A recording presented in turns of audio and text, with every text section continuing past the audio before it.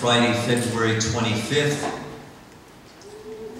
The 264th successor of St. Peter, Pope Benedict XVI, named a new auxiliary bishop for our Diocese of Pittsburgh. In 168 years of our Diocese of Pittsburgh, it was the 9th auxiliary bishop named. The first non-Pittsburgher, Bishop-elect William John Walterscheid, 54 years of age, from the Diocese of Harrisburg. On Friday night at St. Paul's Seminary, Bishop Zubik invited all the priests to gather for evening Vesper prayers, to pray together as a presbyterate for this new gift to our diocese. And we gathered there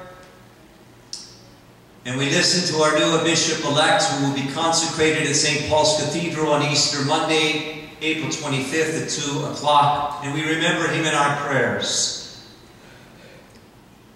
He was standing at the end of the auditorium, and all of the priests who went were greeting him, and I happened to be the last priest to meet him.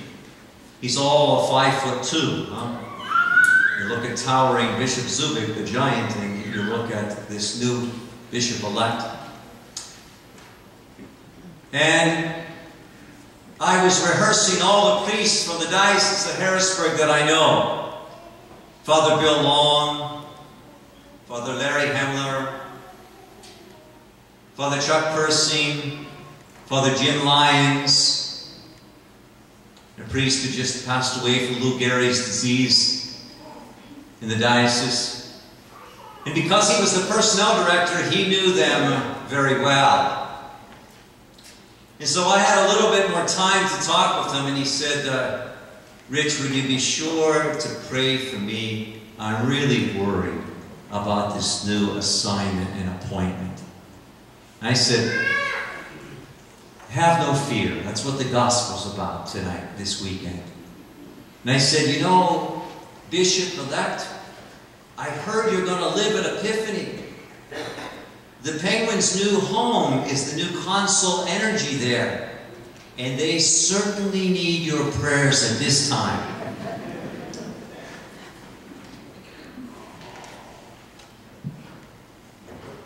Recently, according to a survey, the most common worries that people have are the following. See if they resonate with your journey, your history, your life. The top worry that people have, 45%, is money. Mortgages, bills, utilities, loans, money is a great word. It plagues so many of us. Attaining it, increasing it, and sharing it. Second greatest worry of people is other people, 39%. Are they looking for our good, our well-being? Are they helping us to flourish? Are they bringing the best out in us? Or are they undermining us with duplicity, hypocrisy, false motives, malice? Other people is a worry. The third worry is personal health. 32% said their personal health. And that is a concern. The fourth one was exams. 20% of people said they worry about exams.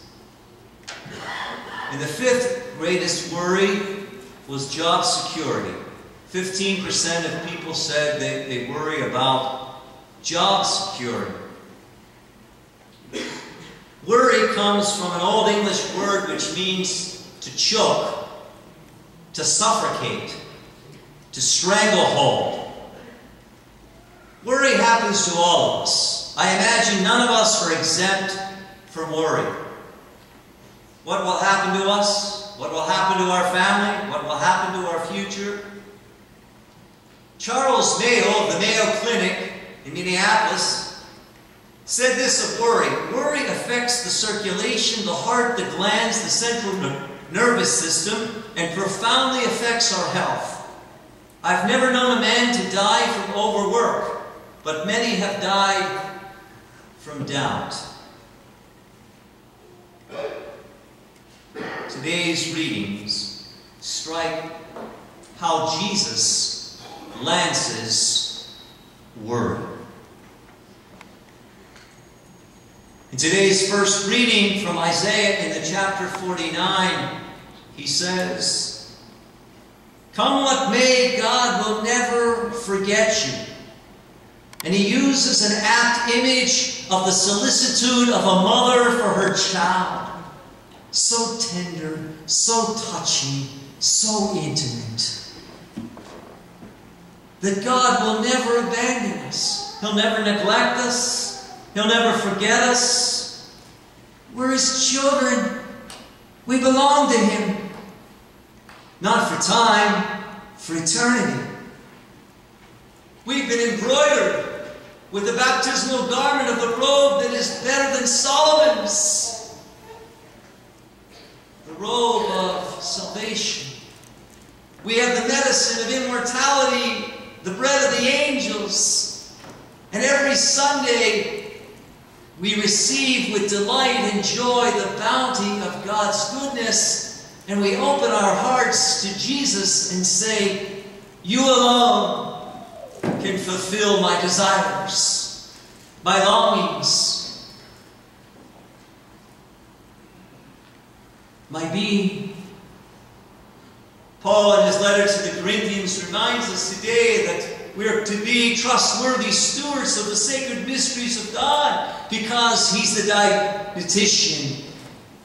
He knows us through and through, our hidden motives. Nothing is hidden from God's gaze.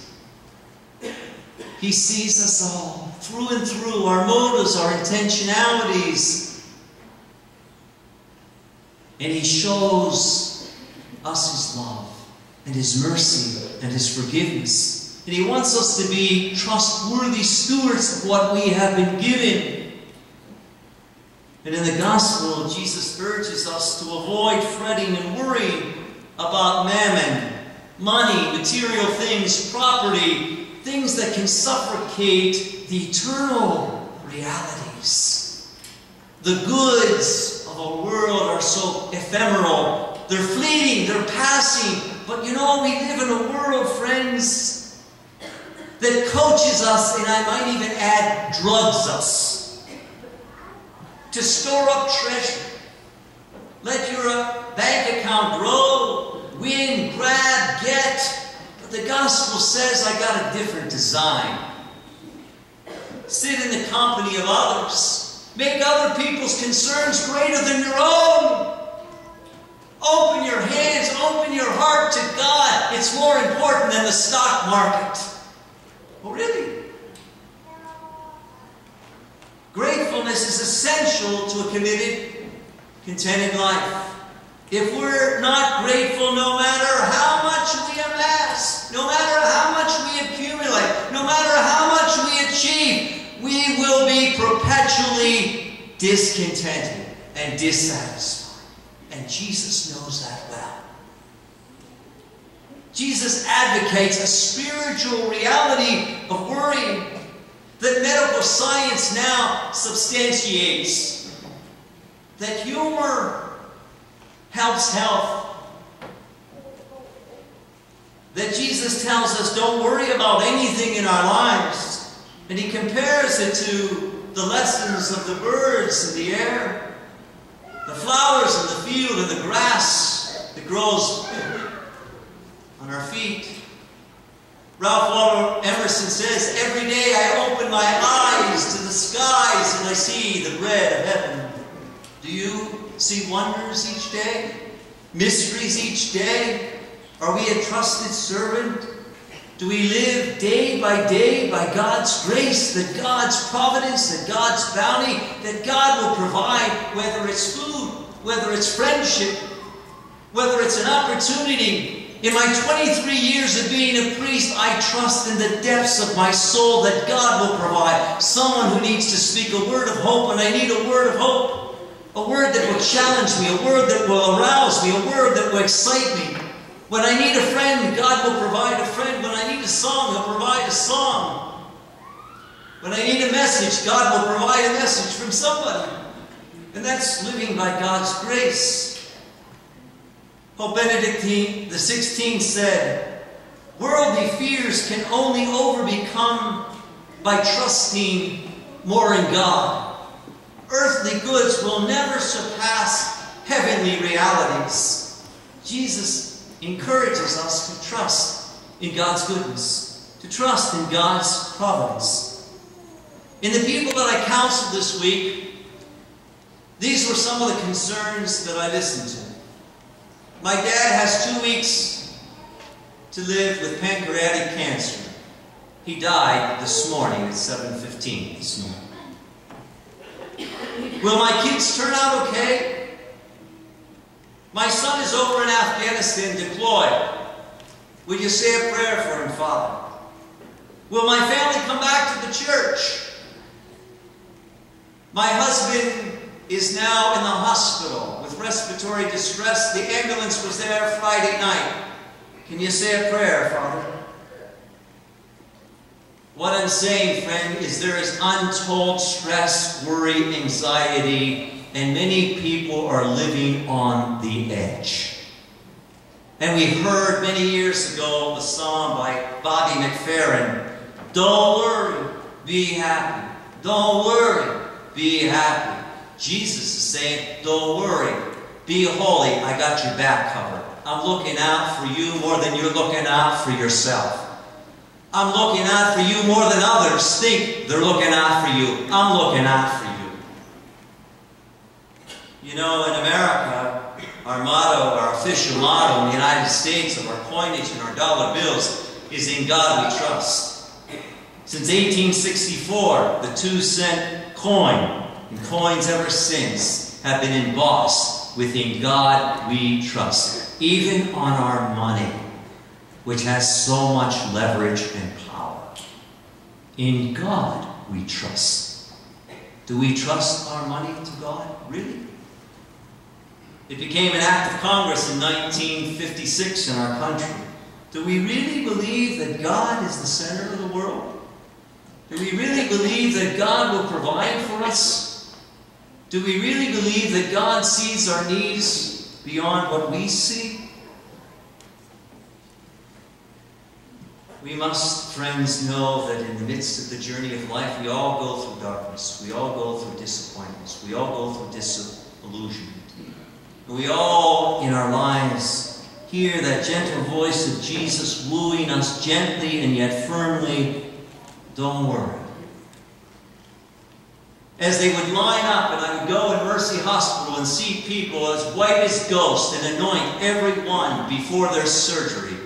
Don't worry. The Lord's with you. Don't forget that. Because we sometimes and easily and readily forget it. Worry doesn't add anything to life. It certainly doesn't add to our lifespan, Jesus says. It actually subtracts. What does add value to our life is the depth and the breadth and the height of being a true servant of the Lord and the sacred mysteries He has entrusted and endowed with us to share with others. You know, 6 years ago in January, I was going and I experienced the greatest impasse, difficult time in my journey of priesthood. I was disappointed. I was going through a difficult time, and I was looking for an answer. It was a crisis of faith, and what I call it a dark night of the soul. And I'm sure we all experience them in the marathon of life. There's times, whether you've been fired, whether you've gone through a divorce, whether you got a health report, there's some time in your life when life hits you strong. At one of those moments in January 6 years ago in 2005, I was in one of those dark nights. And I got a card from a priest of the diocese, and the card says on it, "Trust." A little note from a friend. And ever since I got this card 6 years ago, I keep it in my Bible and I pray it every day. I'll share it with you. Trust him when dark doubts assail thee. Trust him when thy strength is small. Trust him when to simply trust him seems the hardest thing of all. Trust him, he is ever faithful. Trust him, for his will is best.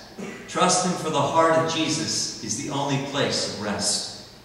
Trust him then through cloud and sunshine, all thy cares upon him cast, till the storm of life is over, and thy trusting are past. I've held on to this card because it's been light in the dark. That what I needed to do in my discipleship as being a follower of the Lord is trust that the Lord's in control. The Lord is the Lord of my life. And trust, it comes from a Hebrew word which means emeth, to lean my whole life onto God and into God. To trust that God will always be there. That God will see me through it all on the darkest of days, or the darkest of years, or the darkest of decades. God is faithful. And as we come to this banquet of life, to the feast of our salvation, we come to keep our eyes on the prize. The prize is Jesus.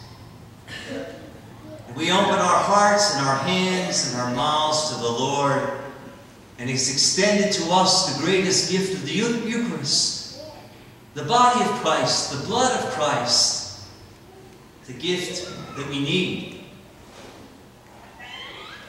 to keep us from worrying that God is with us and God will never abandon us. We are His children. We belong to Him. We have been entrusted with the sacred mysteries of our salvation. And Jesus is our teacher. He wants us to know that our past and our present and our future are in Him. And in the words of the poet E. Cummings, I thank you, Lord, for this most amazing day, for everything, for what is natural, for what is infinite, for which is yes. The more I see wonders each day, the less worry I have. The more I see mysteries each day, the less routine I see each day. And the more I see gratitude soar in people's lives, the more I see the value of Christ increasing their lives. Trust in the Lord. It adds to us, and it adds to others. For our faith is in the Lord. And even the new Bishop-elect of Pittsburgh, I had to remind him, in his worry, in his angst, and in his fear, everything will be okay. And the Lord walks with you.